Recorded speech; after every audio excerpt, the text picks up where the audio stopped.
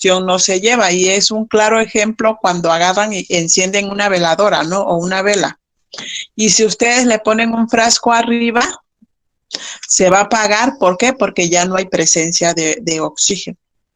Entonces, tiene que haber presencia de oxígeno. En el medio ambiente, cuando nosotros estamos y agarramos un clavo y lo ponemos, de hecho, un clavo saliendo de la fábrica, al estar en contacto con el oxígeno, se tiende a oxidar, ¿no? Se oxida. Quiere decir que va a perder sus electrones. Y en este caso el oxígeno lo va a ganar, ¿no? Porque al estar el hierro, que es un clavo de hierro, al estar en presencia con el oxígeno, pues ya va a formar un óxido. Y el hierro pierde sus electrones, ¿no? Se reduce, gana esos electrones. En el caso de la combustión, el agente oxidante es el oxígeno.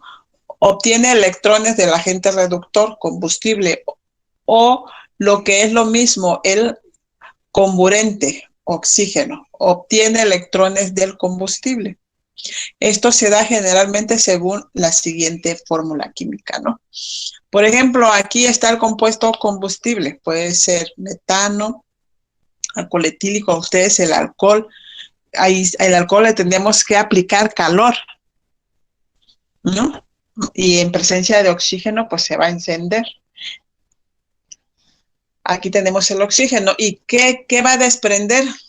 Pues el dióxido del carbono, ¿no? Ese gas que vemos que se desprende es el dióxido de carbono, más agua. Y el otro compuesto que va a dar, dependiendo de lo que nosotros estemos quemando, más energía. O sea, te va a quemar, si tú lo tocas, pues te quema, está caliente, ¿no? Tiene energía, por eso se dice que es una reacción exotérmica. Existen 3 tipos de combustión: combustiones completas o perfectas. Son aquellas reacciones en las que se oxida, se consume totalmente el material combustible. Sí, quiere decir que, por ejemplo, el alcohol, si nosotros lo prendemos, se va a quemar totalmente, no va a quedar nada. ¿Sí? Combustiones estequiométricas o neutras. Se le denomina así a las combustiones completas ideales, que emplean las cantidades justas de oxígeno para su reacción. Cuando nosotros hablamos de estequiometría, ya estamos hablando de cantidades exactas. Por eso se le llama combustiones estequiométricas. Ya sabemos qué cantidad de oxígeno se necesitó para que se quemara, que es el caso con los problemas que vamos a ver.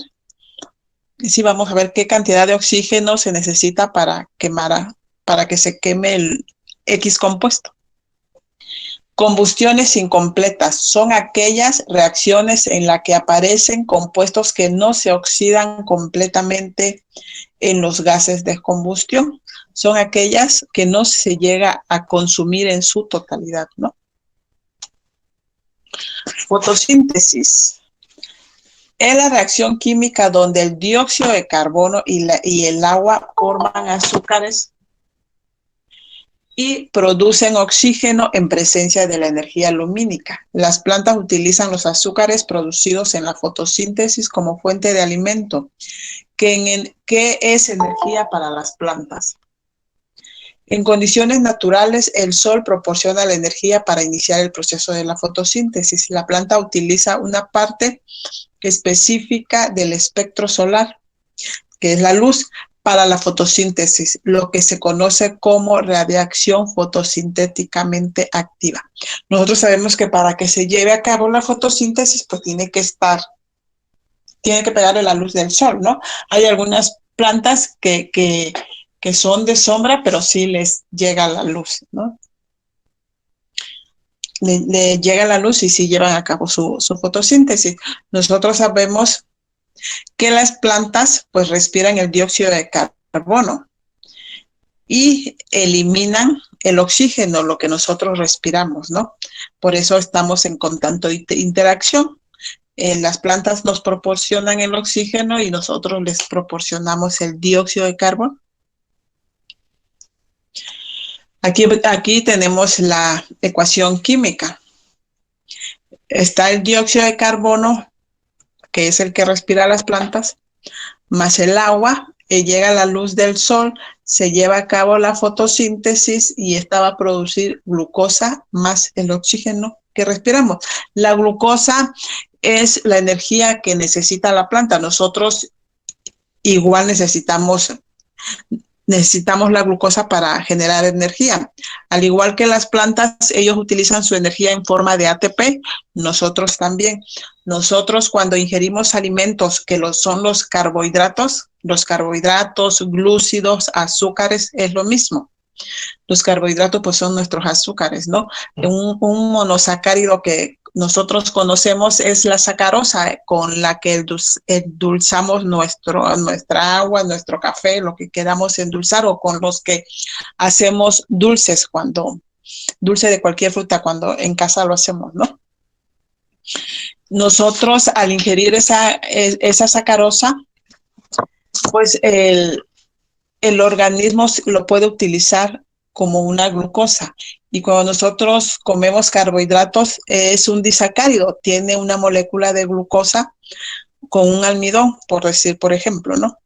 Entonces el organismo desdobla ese disacárido, lo tiene que convertir en monosacárido para que nosotros podamos generar energía en forma de ATP. Y esta energía en forma de ATP se lleva a cabo en las mitocondrias y se realiza en el ciclo de Krebs. ¿Sale? Eso lo vamos a ver en la unidad 3. La corrosión es un proceso químico en el que suele intervenir 3 factores: el elemento corroído, el ambiente y generalmente el agua. Sin embargo, también existen sustancias corrosivas, o sea, capaces de producir la corrosión de los materiales con los que entren en contacto directo. Por su parte, la industria metalúrgica estudia la corrosión como un enemigo importante a vencer por parte de sus productos, especialmente de los compuestos ambientales, en piezas arquitectónicas o de construcción. De hecho, se estima que cada pocos segundos se pierde aproximadamente 5 toneladas de acero en el mundo entero debido a la corrosión. Esto pasa porque va a estar en presencia del oxígeno. En el medio ambiente pues está el oxígeno, ¿no? Y nosotros si agarramos, vamos a dar el ejemplo del clavo. El clavo, al estar en contacto con el medio ambiente, está en presencia del oxígeno, se oxida, se lleva a cabo la corrosión. Y si nosotros lo agregamos en agua, primero, al estar en contacto con el oxígeno, se forma un óxido. Si nosotros lo agregamos en agua, también se va a seguir oxidando y nos va a formar un hidróxido, ¿no? De hierro en este caso. Aquí está el ejemplo, ¿no? Aquí ponen al hierro. Sabemos que el hierro trabaja con valencia 2 y con valencia 3. Aquí está en presencia del oxígeno. Aquí está el oxígeno, el ejemplo que les había dado, el oxígeno y el hidrógeno, pues vamos a formar agua, ¿no? Entonces, todo esto pues está en el ambiente y por eso todos esos tipos de materiales pues se lleva a cabo la corrosión. Aquí está el oxígeno, el agua, el aire, pues en el aire hay presencia de oxígeno. Otro proceso que se lleva a cabo es la digestión. Ya saben que cuando nosotros ingerimos alimento, pues se tiene que llevar a cabo la digestión, pasa por un proceso, entra en acción el ácido clorhídrico. Acuérdense también que es importante el equilibrio en nuestro organismo para que se lleve a cabo esto. Cuando nosotros comemos, el ácido clorhídrico entra en acción, viene el átomo de hidrógeno, que sería el ion positivo, y viene el átomo del cloro, que sería el ion negativo. El cloro va a ganar electrón y el hidrógeno va a perder. O sea, el hidrógeno se oxida y el otro se reduce. Al unirse los dos forman el ácido clorhídrico, se lleva a cabo la digestión y se vuelven a separar. No pueden permanecer juntos, solo se unen al momento de llevarse a cabo la digestión. Vamos a leer. Digestión es el proceso de transformación de los alimentos que son ingeridos en sustancias más sencillas para ser absorbidos. La digestión ocurre tanto en los organismos pluricelulares como en las células, como a nivel subcelular. El sistema digestivo es muy importante en la digestión, ya que los organismos heterótrofos dependen de fuentes externas de materias primas y energía para el crecimiento, mantenimiento y funcionamiento. El alimento se emplea para generar y reparar tejidos y obtención de energía. Los organismos autótrofos, las plantas, organismos fotosintéticos, por lo contrario, captan la energía lumínica y la transforman en energía química utilizable por los animales. También es el proceso que los alimentos al pasar por el sistema digestivo lo transforman en nutrientes y minerales que necesita nuestro cuerpo.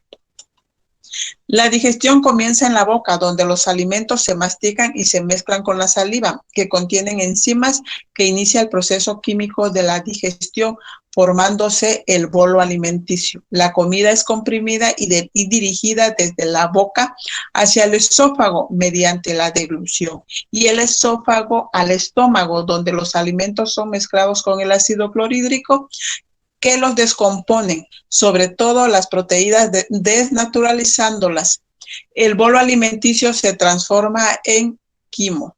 Debido a los cambios de acidez del pH de los distintos tramos del tubo digestivo, se activa o inactiva diferentes enzimas que descomponen los alimentos, ¿no? Estos solo van a entrar en acción en el momento de llevarse la digestión.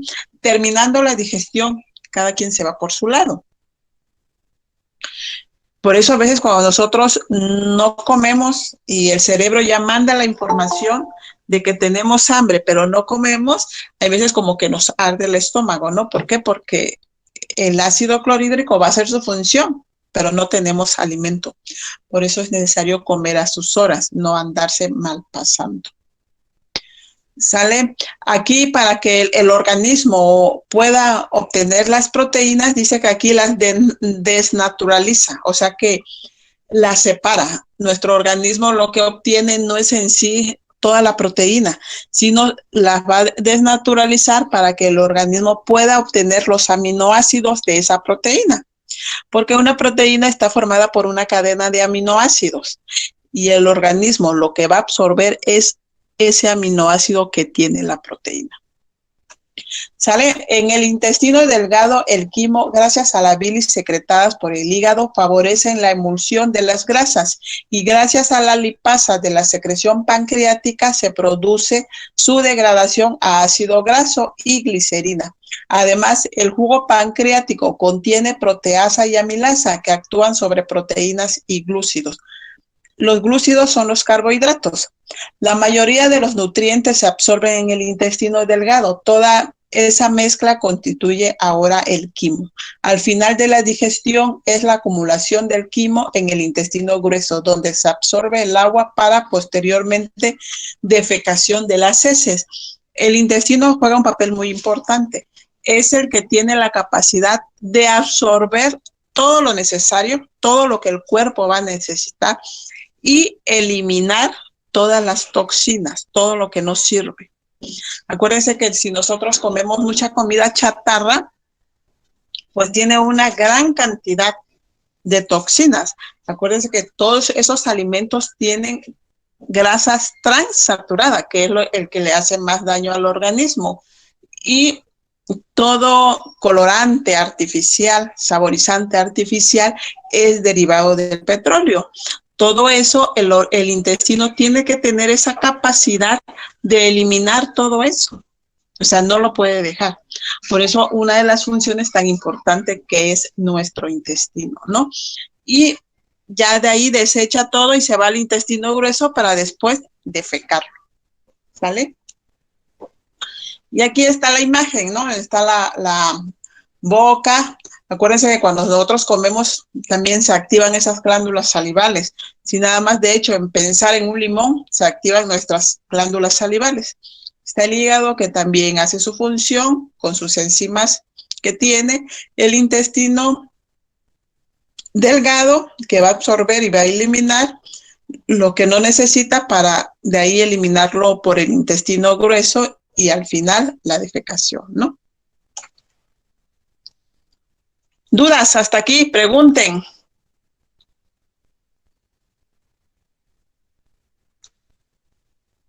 No, profe. Bueno, les voy a mandar el cuadernillo, me lo recuerda porque se me ha olvidado, ahorita se los mando. De ahí la ecuación química, ya les había dicho que la ecuación química pues es la que vamos a plasmar, ¿no? Una ecuación química es un enunciado que utilizan fórmulas químicas para describir las identidades y cantidades relativas de los reactivos y productos involucrados en una reacción química. Para poder representar lo que ocurre en una reacción química mediante una ecuación, esta debe cumplir con la ley de la conservación de la materia o la ley I, dicen, ¿no? Pero es lo mismo, y con la ley de la conservación de la energía. Acuérdense que la ley de la conservación de la materia también se conoce como la ley de Lavoisier, ¿no? Es decir, la ecuación debe indicar que el número de átomos de los reactivos y productos es igual en ambos lados de la flecha y que las cargas también lo son. Dicho en otras palabras, debe contar con una ecuación balanceada. Por ejemplo, en la siguiente ecuación química, analicemos cuáles son las sustancias participantes a lo largo de la ecuación. La ley de la conservación de la materia, ¿qué nos dice? La materia no se crea ni se destruye, solo se transforma, ¿no? Al igual que la ley de la conservación de la energía no se crea ni se destruye, solo se transforma. Entonces, quiere decir que la misma cantidad de reactivos que yo voy a tomar acá va a ser la misma cantidad de productos. Tiene que haber un equilibrio, tiene que estar balanceado para que mi ecuación química sea correcta. Yo hago mi reacción, en base a mi reacción tengo que poner mi ecuación y tiene que estar balanceada porque la misma cantidad de mis reactivos que yo metí va a ser forzosamente la misma cantidad de mis productos, ¿sale? ¿Cómo vemos esto si está balanceado o no? Vamos a contar de los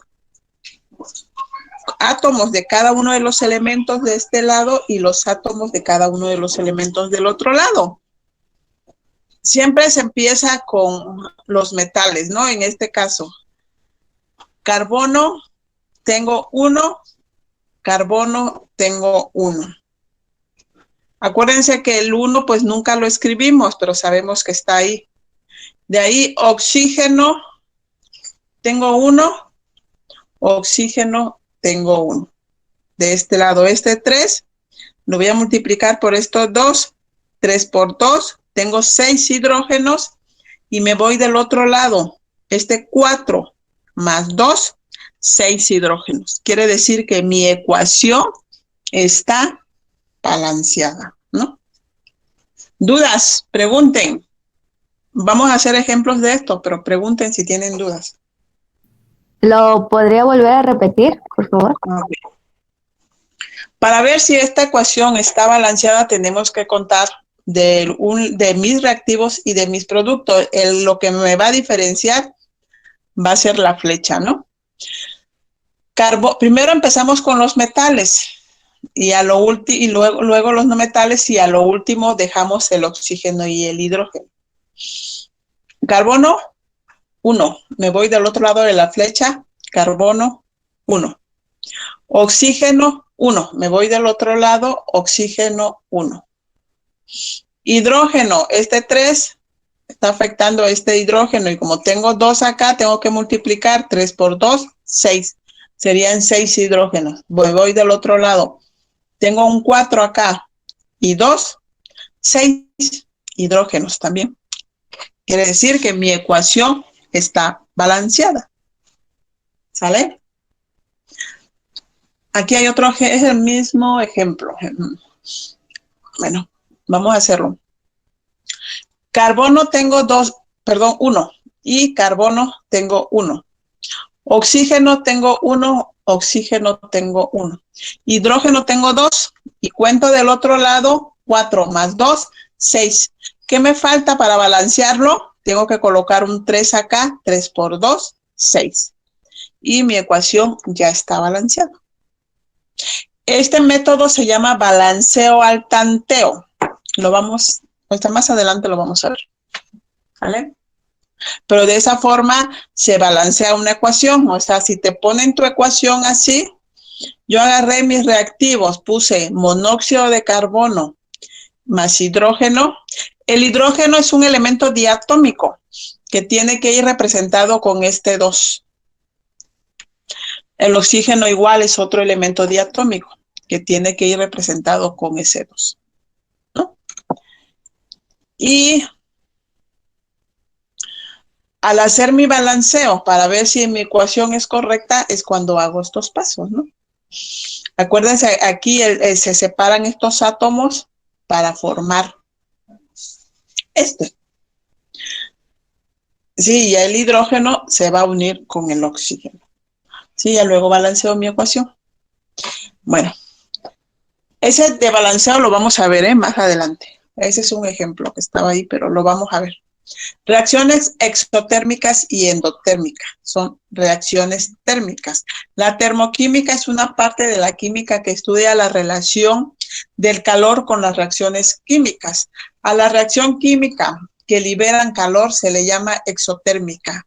A temperatura ambiente, el calor liberado por una reacción química es suficiente para producir un aumento de temperatura que percibes al tocar un tubo de ensayo o matraz y sentirlo caliente. Las moléculas excitadas del vidrio vibran tan intensamente que al colocarlas puedes lastimar o quemar tu piel dependiendo de la cantidad de calor generada. Por eso cuando vimos combustión, ¿se acuerdan? También es una reacción exotérmica porque te quema, ¿no? Te está liberando calor, te está quemando. Una reacción endotérmica es aquella que para efectuarse necesita calor a temperatura ambiente. Algunas reacciones endotérmicas toman el calor suficiente del medio en la que se encuentran para producir una disminución de temperatura observable. La reacción se enfría al tacto. Si se dieron cuenta, cuando se lleva a cabo la fotosíntesis, es una reacción endotérmica, porque recibe la luz para llevarse a cabo. Y no nos quema, ¿no? Si nosotros en la planta se lleva a cabo la fotosíntesis y la tocamos, pues no está caliente, ¿no? Entonces recibe el calor, por eso es una reacción endotérmica. Y aquella que nos quemamos o nos transmite el calor es una reacción exotérmica. La simbología del lenguaje químico para nosotros poder hacer una ecuación química, ¿no? La S significa que está en estado sólido. La L en estado líquido. La G en estado gaseoso. Y la AC o la AQ, solución acuosa. Cuando está este simbolito, es el símbolo de calor. La reacción es de un solo sentido. Es irreversible. Esta es reversible porque regresa. Estas tienen que estar acostadas, ¿eh? Esta está para arriba la flecha, es desprendimiento de calor. Cuando se desprende, cuando es un gas, se va a desprender. Y esta, cuando se precipita, cuando queda en el fondo. Pero en este caso, si estuviéramos utilizando un matraz, quedaría en el fondo. Y el signo más, cuando vamos a agregar ya sea otro elemento o un compuesto, ¿no? Bueno, aquí está el ejemplo. Por ejemplo, aquí está el hidróxido de sodio. El hidróxido de sodio lo estoy ocupando en estado sólido. Más el agua que está en estado líquido. Lo voy a mezclar, aquí lo estoy mezclando. Y al hacer mi reacción, lo voy a separar. Queda el sodio con su signo positivo. Acuérdense que cuando tiene un signo aquí, pues es el ion sodio, más el OH, el ion OH, más calor. Aquí está, ¿no? Aquí lo dice, sustancia en estado sólido, en estado líquido, solución acuosa. y el calor desprendido. No procede de un calentamiento directo, sino como producto de la reacción. En termoquímica es costumbre escribir el calor de reacción a la derecha de la ecuación química, o sea que acá, ¿no? Este es el calor de energía, ¿no? Igual. Sí, en la evaporación el agua se escribirá aquí en estado líquido. Si nosotros le aplicamos calor, se va a convertir en estado gaseoso. ¿Sí? Se va a desprender el gas. Para saber si una ecuación térmica es para saber si una ecuación termoquímica es endotérmica o exotérmica, basta fijarse en el signo del calor. Si está más, pues aquí el signo positivo es una reacción endotérmica, y si está el signo negativo es una reacción exotérmica. ¿Vale? Y ahí viene la actividad 1. Dice, las siguientes ecuaciones químicas representan reacciones endotérmicas y exotérmicas. Escribe sobre la línea de la derecha la palabra endotérmica o exotérmica según corresponde. Voy a darle, bueno, les voy a publicar esta actividad ahí en Classroom. ¿Cómo quedamos de la forma de trabajar? En el encuadre. 50%. 50 y 50. Ok, se va a tomar como tarea entonces. Muy bien. Ahorita lo publico. También les voy a enviar los apuntes, ¿no? Para que lo puedan hacer. Bueno. Dejen checo, ¿no? Dejen ver qué va.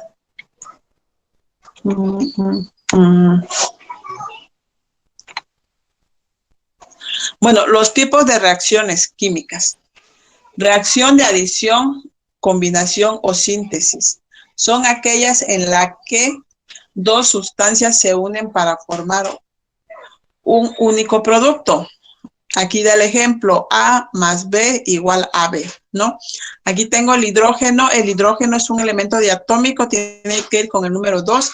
El oxígeno también es un elemento diatómico, tiene que ir con el número 2. Y nos va a formar 2 moléculas de agua. ¿Por qué? Porque tiene que estar balanceado. Siempre una ecuación tiene que estar balanceada. 2 por 2, 4. Del otro lado, 2 por 2, 4. Oxígeno 2 y oxígeno 2. Este 2 le afecta al hidrógeno y al oxígeno. Aquí el azufre puede representarse solo, no es un elemento diatómico. Solo los elementos diatómicos son los que le representan con el número 2. Por ejemplo, está el oxígeno, el hidrógeno, hidrógeno, el yodo. Tienen que ir con un numerito 2, que serían los elementos diatómicos. ¿No? El azufre no, más el hidrógeno nos da el ácido sulfúrico. Aquí el carbono más el oxígeno nos da 2 moléculas de monóxido de carbono. Y aquí el carbono más el oxígeno nos da el dióxido de carbono. Aquí son 2 compuestos. El óxido de sodio más agua nos da 2 moléculas de hidróxido de sodio. Y estos serían las reacciones de adición, combinación o síntesis, ¿sí? Donde se unen para formar un único producto. La característica de este tipo de reacción, que solo van a tener en sus productos un solo compuesto, nada más.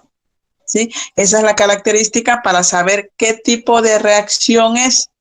En este caso es una reacción de adición. Pueden encontrarlo en la literatura como adición, combinación o síntesis.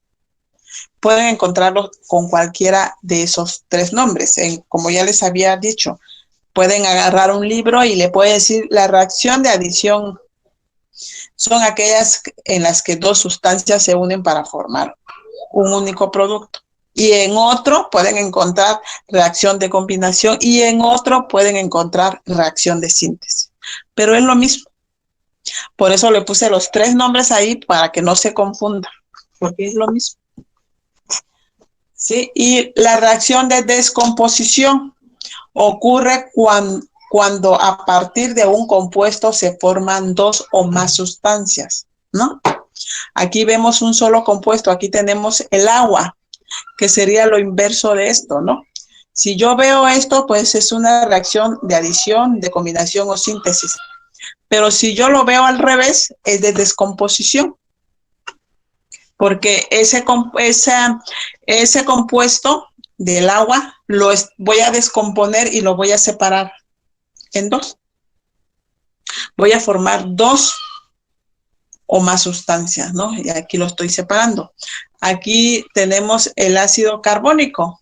Lo voy a separar en dióxido de carbono más agua. ¿Sí? Aquí está el carbonato de calcio. Lo voy a separar en óxido de calcio más dióxido de carbono. Lo voy a descomponer.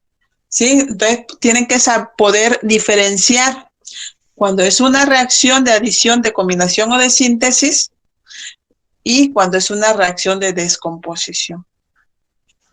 ¿Sale? Vamos a ver las otras.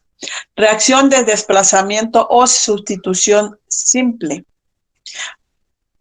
Proceso químico en el que un elemento químico más activo desplaza a otro elemento menos activo que se encuentran formando parte de un compuesto, ¿no? Y aquí lo vemos.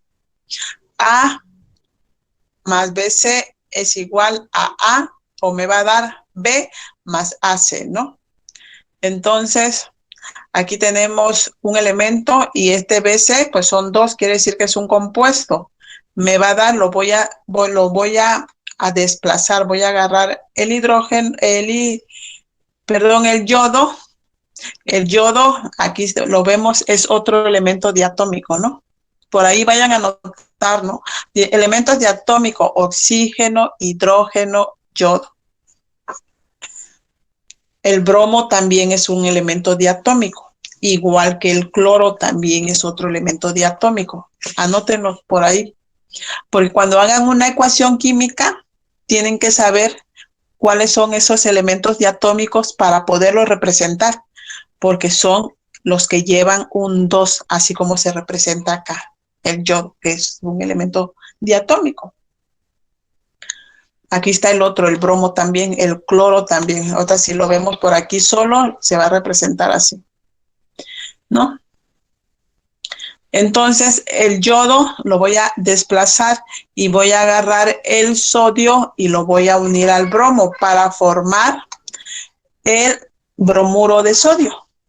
Acuérdense que esto ustedes ya lo vieron en Química 1, ya deben de manejar más o menos los nombres de los compuestos. Sí, aquí tengo el sodio y una molécula de agua, lo voy a unir.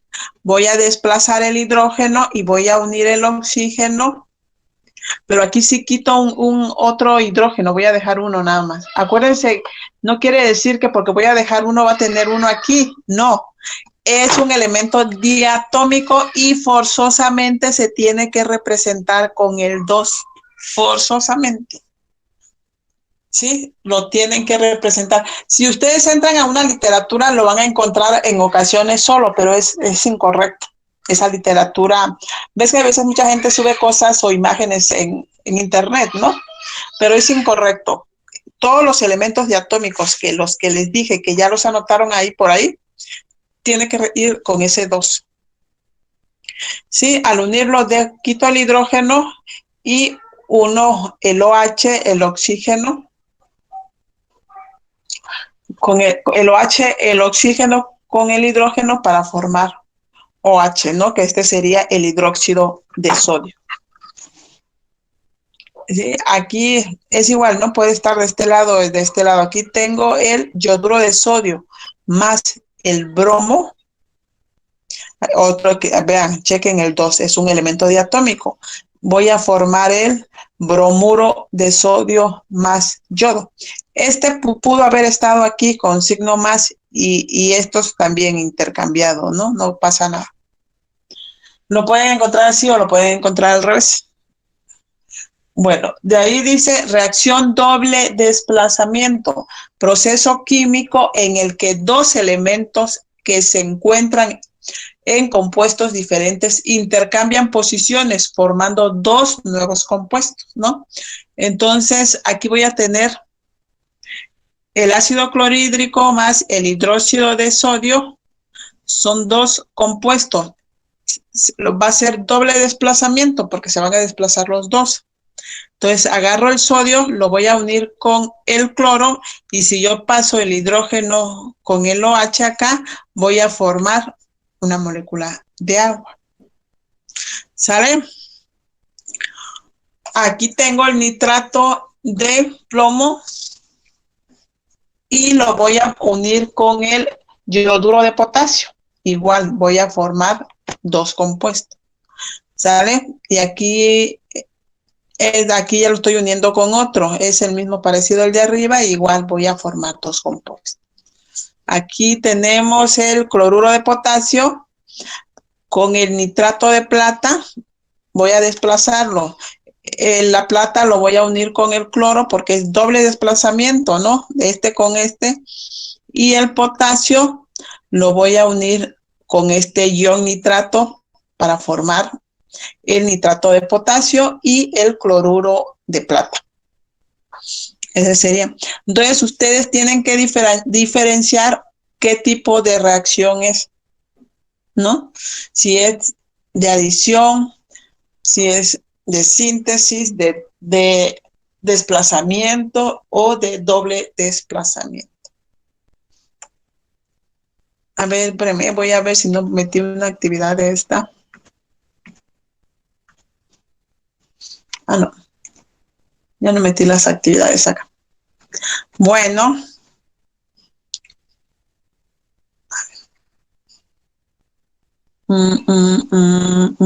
Esta es.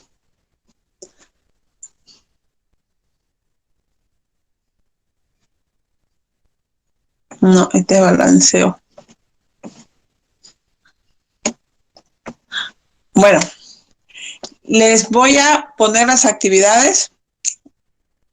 Les voy a meter una de tipo de reacciones y la otra que ya viene acá, que serían dos tareas que les voy a publicar.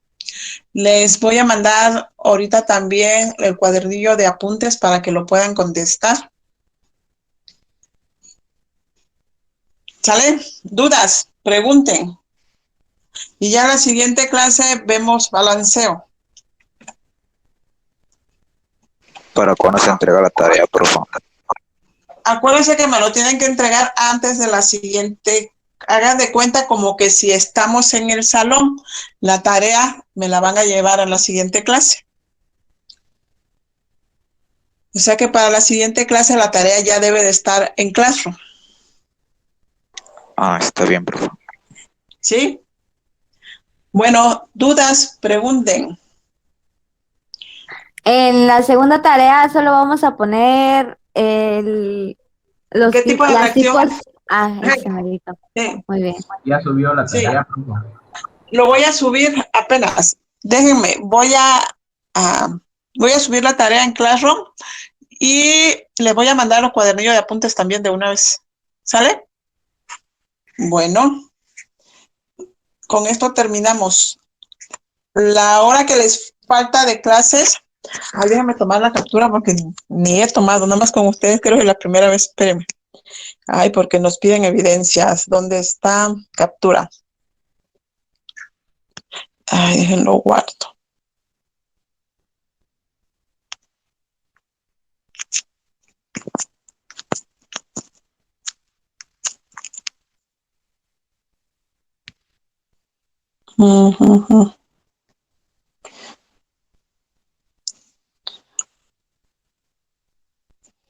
Bueno, pero creo que a ustedes les pregunta si les dan clases, ¿verdad? De Bueno, hecho, nosotros como líderes, bueno, ahorita no entró el subjefe, ujú. vamos a hacer un reporte cada semana, cómo nos se portó el grupo, a qué horas entraron los maestros, no tuvimos clase y así. Ah, bueno. Ajá, porque a nosotros igual nos piden uno por semana, pero tenemos que mandar evidencias igual, ¿no? Pero pues a mí a veces ni me acuerdo, no me acuerdo de tomar la captura, se me va, se me olvida. Bueno, entonces con esto terminamos y en lo que entro a mi computadora para cargar mi WhatsApp web, porque no lo tengo cargado, les voy a enviar el cuadernillo y les voy a publicar la tarea. ¿Sale? Yo digo que en 10 minutos ya lo publico, en lo que entro y lo publico. ¿Sale? Bueno, Dale. ajá, nos desconectamos para aquellos que estén con datos y ya no sigan gastando sus datos. Ahí les envío la tarea. Cualquier duda, pues me preguntan. ¿Sale? Sale, profe. Bueno, Adiós, profe, gracias por la clase. adiós. Adiós. Adiós, profe. Hasta luego, maestra.